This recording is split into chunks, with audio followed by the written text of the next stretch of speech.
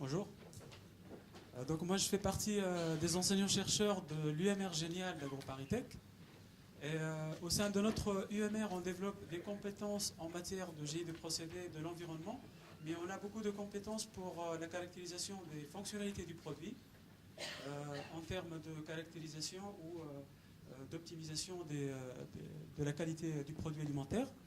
Et par rapport à cette séquence-là qui concerne l'optimisation des utilités industrielles, nous développons des compétences en termes d'éco-conception. Ça sera l'objectif de cette présentation. Nous sommes capables, en mesure de mettre en pratique des méthodologies thermodynamiques pour l'optimisation des utilités, quelles que soient les utilités sur un site industriel, via des méthodes thermodynamiques telles que le pinch thermique ou bien massique, pour l'optimisation et la réduction de la consommation de l'eau et de l'énergie. On travaille également sur la conception des équipements moins énergivores. Dans le cadre d'un projet ADEME Total, on est en train de concevoir un démonstrateur avec un équipementier qui a pour objectif de remplacer des voies de séchage traditionnelles qui sont très énergivores. Ça consiste à utiliser la vapeur d'eau surchauffée comme fluide de chauffe. Donc voilà, c'est par rapport à notre activité qui concerne cette séquence-là. Donc là maintenant, je vais vous présenter une méthode originale que nous proposons pour l'éco-conception. Donc le challenge ici, c'est de proposer une méthode qui va prendre en compte plusieurs indicateurs de différents types. Ça peut être des indicateurs environnementaux, des indicateurs par rapport à la fonctionnalité du produit, ou bien même des indicateurs économiques ou liés à l'efficacité du process. Donc c'est ça notre challenge.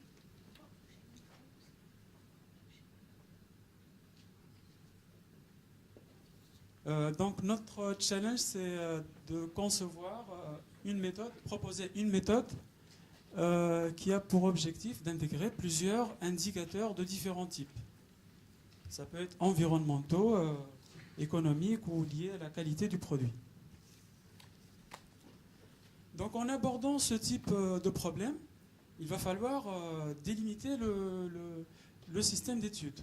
Et vu notre savoir-faire en termes de génie des procédés, on va se focaliser sur la partie transformation industrielle, sachant que la partie amont ou bien la partie aval, elles peuvent être décisives en termes d'éco-conception. On intègre également dans la partie transformation industrielle toute consommation d'utilités qui peuvent être produites en dehors de la transformation industrielle en question. Donc ici, le but consiste à atteindre des objectifs de différents types, des objectifs par rapport à la fonctionnalité du produit, des objectifs par rapport à des aspects environnementaux ou bien liés à l'efficacité du process.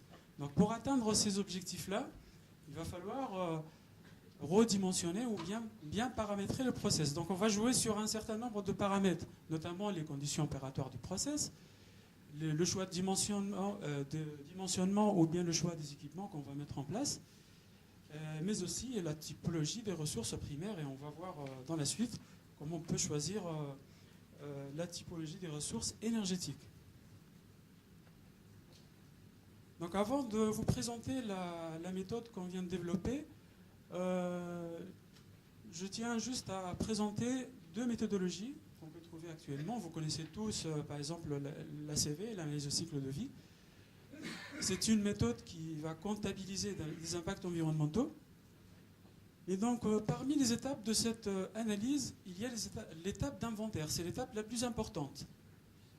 Et pendant cette étape-là, on va inventorier les intrants et les sortants de chaque compartiment qui constitue le scénario qu'on va étudier ou qu'on va comparer. Pendant cette étape-là, donc lors de l'inventaire, on va juste considérer les entrées et les sorties sans avoir à faire un lien avec ce qui se passe à l'intérieur de chaque compartiment. Donc ici, il y a chaque compartiment, il est considéré comme étant une boîte noire. D'accord? Donc ici, lorsqu'on va faire une SFV, il n'y a pas vraiment un lien direct entre les paramètres du process et les indicateurs qu'on va évaluer. Donc je vous rappelle l'objectif. L'objectif, c'est pouvoir optimiser. Donc si on n'a pas ce lien-là, il y aura difficulté d'optimiser le process. Donc ça, c'est une deuxième méthode qui a été élaborée par un de nos partenaires académiques. C'est l'UMR, au niveau de l'UMR UK et de l'LGC de l'NCA7. Leur idée consiste à donner plus d'informations en termes de génie des procédés par rapport au scénario qu'on va étudier. Et donc là, on va utiliser on a 3 étapes. Donc tout d'abord, on va intégrer notre scénario dans un processus de simulation, en utilisant le ProSim comme logiciel de simulation. Et ensuite, on va compléter les inventaires pour étudier par la suite les impacts environnementaux en utilisant un logiciel commercial pour la partie ACV. Et donc, pour compiler le tout, on utilise un support commun pour faire la compilation sur Excel. Donc, c'est une méthode qui a dévoilé un tout petit peu donc, les compartiments du process. Donc, il y a quand même un lien entre les compartiments et les indicateurs en question. Donc ici, il y a la possibilité d'optimiser. Mais comme là, on utilise des plateformes logicielles différentes, l'optimisation, elle va être séquentielle et pas automatique. Et qui va demander beaucoup de temps de calcul et beaucoup de résultats à générer. Voici notre méthode qu'on vous propose. Donc en haut à gauche, vous avez une partie qui concerne la simulation du procédé. C'est notre savoir-faire. Donc on arrive à modéliser les différents compartiments du process. Donc on établit déjà le lien entre les propriétés, les paramètres et les entrants et les sortants de chaque procédé, de chaque opération unitaire. Ensuite, on a un premier lien vers une première base de données qui va nous permettre de calculer des indicateurs environnementaux. C'est une base de données qui a été conçue spécialement par notre équipe et qui permet aussi d'assurer un calcul itératif pour pouvoir faire de l'optimisation. J'ai précisé également une deuxième flèche, puisque là, on arrive à simuler le process. Donc, on va pouvoir définir des indicateurs d'autres types, par exemple des indicateurs liés à la fonctionnalité du produit, dont on a aussi la compétence de proposer des modèles pour la qualité du produit. Et le tout, il est compilé dans une structure itérative en utilisant des méthodes mathématiques pour l'optimisation et qui vont nous permettre de corriger les paramètres du procédé. Donc en gros, notre méthode peut être simplifiée en 4 étapes. Tout d'abord, on va définir le flow sheet, c'est-à-dire les étapes du procédé, ou bien les compartiments du scénario qu'on va étudier, en se basant sur une simulation modulaire. Ensuite, on va définir les objectifs à atteindre. Là, on a défini 3 indicateurs. Un indicateur sur l'efficacité énergétique, la performance environnementale et la qualité du produit. Et puis une troisième méthode, troisième étape, c'est l'étape la plus importante qui consiste à établir le lien entre ces indicateurs-là et les paramètres ou bien les choix d'optimisation. Et finalement, on va procéder à l'optimisation à proprement dit. Et donc, pour illustrer ces 4 étapes, on a choisi d'étudier un cas d'application réel sur la déshydratation thermique des fourrages. Donc, on a eu une collaboration avec France Luzerne pour récupérer des données et valider notre méthode. Donc le site industriel en question, donc, il consiste à déshydrater de la pulpe de betterave, de la luzerne. Donc il comporte plusieurs voies de production et de séchage. La principale, c'est une voie qui utilise un tambour rotatif alimenté par des gaz de combustion issus des ressources biogéniques ou bien fossiles ou bien un mix entre les deux. La deuxième voie, c'est une voie qui permet de sécher avec des niveaux de température plus bas et qui est parfaitement intégrée à la première voie, donc par une intégration énergétique en récupérant les fumées issues de la première voie et en chauffant une boucle d'eau qui va permettre de produire de l'air qui va être utilisé dans un séchoir tapis et qui va travailler à des niveaux de température beaucoup plus bas. Donc au niveau du site, il peut y avoir une première voie avec le tambour, avec deux tapis ou 4 tapis avec 2 tambours, etc. Donc le challenge ici, c'est de pouvoir décider quelle est la typologie de la ressource énergétique qu'on va mettre en place, quels sont les paramètres sur lesquels on va ajuster pour optimiser la consommation énergétique, pour améliorer la qualité du produit et pour réduire les impacts environnementaux. Donc, je reviens aux étapes de cette méthode. Donc, tout d'abord, on va lister tous les compartiments du procédé, donc toutes les opérations unitaires. Donc, comme vous pouvez voir ici, au niveau de notre flow sheet, il peut y avoir en vert, là, vous avez des flux recyclés. Le déplacement de la matière entre différentes opérations unitaires et des boucles de flux. Alors ici, on a procédé à une simulation modulaire. Ça veut dire quoi, une modélisation modulaire? Je vais faire un zoom sur la partie combustion. Donc au niveau de quel que soit donc le compartiment qu'on va simuler, on va pouvoir calculer la sortie en fonction des paramètres rentrés. Par exemple, ici, au niveau de la combustion, on va choisir une certaine typologie de ressources primaires. On va fixer l'air combirivore pour pouvoir ensuite, via un modèle thermodynamique ou thermophysique, estimer le pouvoir fumigène ainsi que les cendres et les pertes.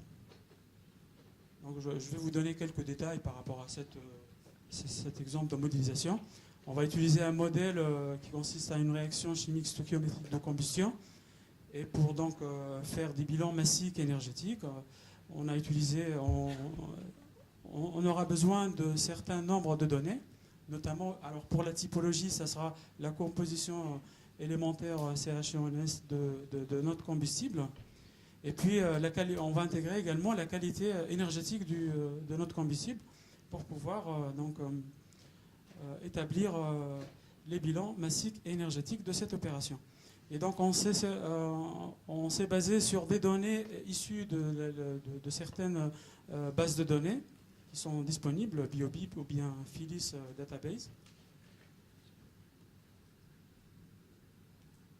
Alors, une fois qu'on a réalisé donc, la simulation de notre flowsheet, c'est la première étape. Deuxième étape, ça consiste à définir donc, les objectifs cibles à atteindre. Là, on a fixé 3 objectifs de différents types. Vous avez la qualité de produit. Donc, au niveau du séchage du produit qu'on a choisi, c'était la luzerne. Donc, on a choisi la couleur. C'est un bon indicateur pour prédire la qualité nutritionnelle de la luzerne après séchage. On a choisi l'indicateur performance environnementale. Là, j'ai listé l'émission à effet de serre, mais on est capable, à partir de notre base de données environnementale, de créer tout un panel des différents indicateurs environnementaux, notamment sur l'effet de serre, sur la santé humaine, ou bien même aussi sur l'écosystème. Et puis le dernier indicateur, ça sera sur l'efficacité du process par rapport à la consommation énergétique massique, ou bien la cinétique. Donc concrètement, pour pouvoir faire de l'optimisation, il faut établir un lien entre ces indicateurs-là, ces objectifs-là, et les paramètres ou bien les options qu'on va choisir au niveau du procédé. Donc par rapport à la qualité du produit, on était capable de développer un petit modèle qui va prédire l'indice couleur verte pour la luzerne, suite à des essais au niveau du laboratoire. Donc on a réalisé des essais de cinétique de séchage, et donc on a pu établir une relation qui relie la qualité avec le niveau de température et le temps de séchage. Deuxième indicateur, c'est l'efficacité de procédé, puisqu'ici on traite un procédé de séchage, déshydratation thermique.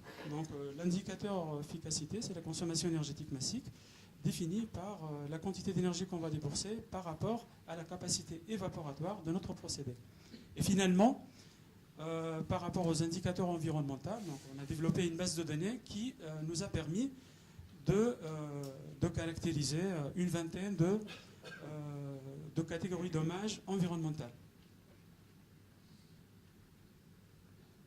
Alors, la dernière étape consiste donc à l'optimisation. Donc, on va mettre le simulateur, la base de données, dans une structure d'optimisation. Et celle-ci, elle est basée sur un algorithme mathématique d'optimisation. On a utilisé deux types d'algorithmes. Un algorithme génétique, c'est un algorithme qui imite la mutation génétique biologique, avec bien sûr des algorithmes informatiques pour la mutation, pour la sélection.